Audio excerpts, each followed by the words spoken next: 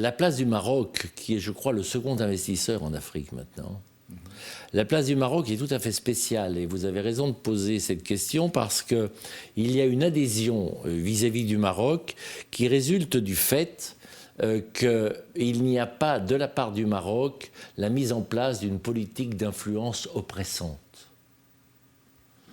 Et c'est là où le rôle spirituel du roi est important, parce qu'il y a toujours, dans l'approche marocaine des pays africains, un très grand respect de la spécificité et de la manière dont les choses se passent.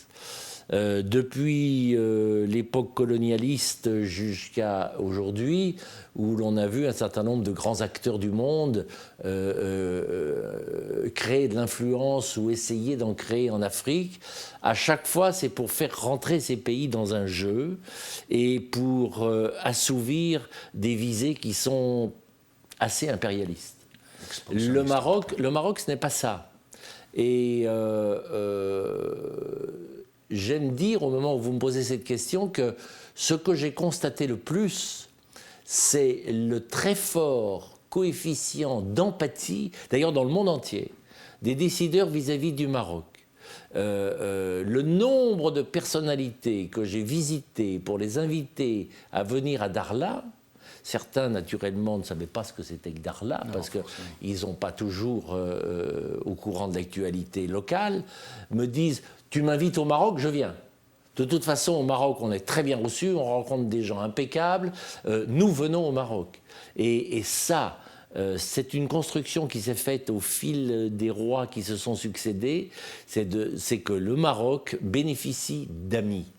D'autres pays qui lui sont hostiles bénéficient de relations d'affaires. Et je peux vous dire que je le constate tous les jours. Je constate tous les jours qu'il y a un capital énorme. Regardez le nombre d'étudiants africains qui étudient avec des bourses au Maroc. C'est énorme.